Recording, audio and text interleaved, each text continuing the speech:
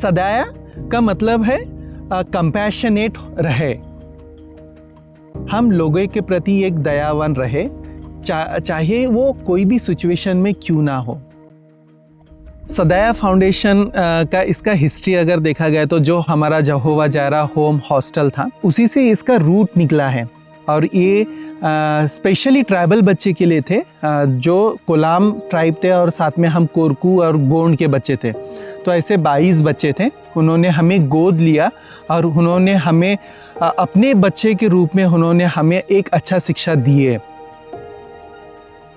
It was like they were our children. So from childhood, I mean from food to cloth to education to every need that they had, we made it a point, we provided for them. For 18 years, those kids were with us. Now we have 3 engineers from the same community, 3 teachers teaching in the same community, and Prem did his masters from Tata Institute of Social Science. That was a kind of an unimaginable thing happening. And his brother, got into medical field. So, everybody grew up in education. And one statement which I will not forget, which my friend told me, he said, Pradeep, don't think that you are just educating 22 children. You are contributing this to 22 generations to come. The only thing which we taught them, as I said, was, when you get educated, think of doing something for your own community. Never neglect them. Because I always told them that, when you are given the privilege, I always tell a statement, there are 2 English statements which we make, that no authority comes without responsibility. I also say that, no blessings come without accountability. So if you have got a blessing, you are accountable for that. So make sure that, what you have got, you give it to your people.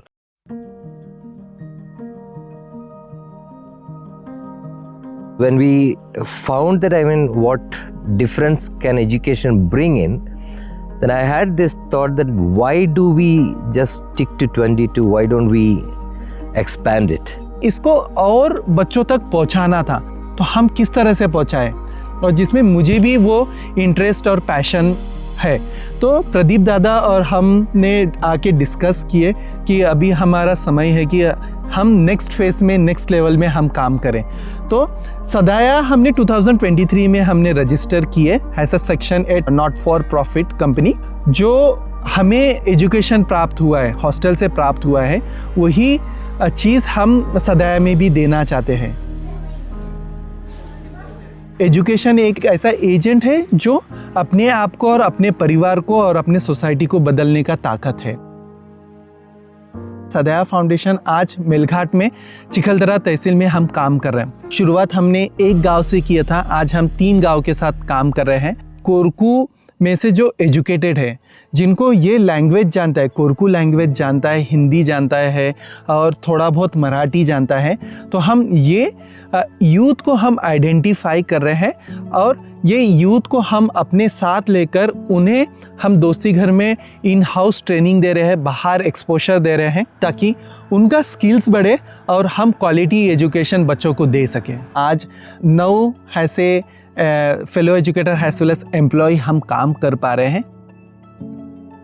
Education में हम primary grade के साथ 1st to 5th standard के साथ हम focus करके जो government schools हैं, हम वहाँ पे बच्चों को पढ़ाते हैं, जिसमें लैंग्वेज हो गया, एक लिटरेसी एंड न्यूमरेसी पे हम काम कर रहे हैं। और जो ये काम हम कर रहे हैं, ये हम खेल कूद और हमारे कल्चर को हम किस तरह से इसमें लेकर आए, कोरकू गाने किस तरह से लेकर आए, हमारा एटमॉस्फेयर को किस तरह से लेकर आए, इसमें हम बच्चों को क्वालिटी एजुकेशन दे रहे। जब हमने फर्स्ट टाइम बच्चों का सर्वे किया तो देखा, हमने ये पाया है कि ऑलमोस्ट 80% ऑफ द बच्चे जहाँ हैं उनको स्किन डिसीजेस है, रैशेस है। फिर उसके बाद है कि अराउंड 75 to 80% ऑफ बच्चे स्कूल्स में माल नरिश है। ये तय किया है कि सिर्फ एजुकेशन पे काम नहीं, एजुकेशन को सपोर्ट के तौर पे हमें हेल्थ पे एंड न्यूट्रिशन पे काम करना ज़रूरी है। हफ्ते में 3 बार हम अंडे, केला और चिक्की हम दे रहे हैं। हर बच्चों के साथ एक मोरिंगा का प्लांट हमने लगाया है, साथ में पपाया का एक पेड़ दिया है और बच्चों को हमने किचन गार्डन बनाना हम उन्हें सिखाया है। बच्चों के साथ फॉलोअप करने के बाद आज स्किन डिसीज ऑलमोस्ट 10 to 12% ही बच्चों के अंदर रहा है।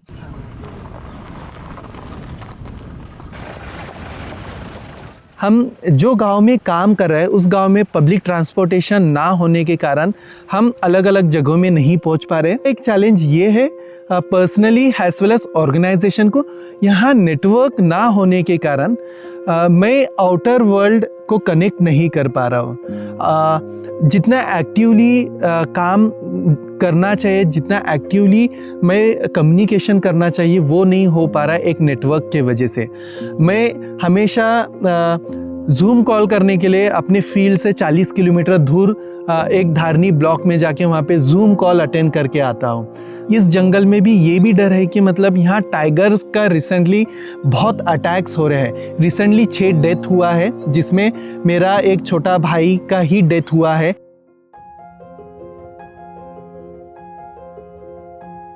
जब बच्चों को हम देखते हैं 7th स्टैंडर्ड का ग्रेड बच्चा जब पढ़ नहीं पाता या लिख नहीं पाता है तो बड़ा निराश फील करता हूँ कि कैसे होगा ये बच्चों का भविष्य। One of the things which I have very strongly in my mind is that in your lifetime you will not be able to achieve it, whatever dream you have. But one thing which I have made it a point from the beginning is, you raise up leaders. So for me, it is developing the leadership from the community and making it a point that, they become the reason for the development of the community. As far as Sadeh is concerned, I do want to see that having many more Prems in the community. That's what I would say, because it is those Prems that will make it a point that their community grow up. And then here we do want to see that all these 36 villages that are in our mind, which are surveyed, we reach out to them. And in the next 5 years of time, my plan in Nagpur is to have a center for excellence there, where we would be able to give technical training to people, to the children who are coming out from this place and from other places also. हम वही inspiration लेकर हम आगे बढ़ रहे हैं कि जो हमारे आने वाले बच्चे हैं उनको सेम सिचुएशन से ना जाए, सेम हार्डशिप से ना जाए। तो इस वजह से हम ये मोटिवेशन एंड इंस्पिरेशन लेकर हम आगे बढ़ रहे हैं।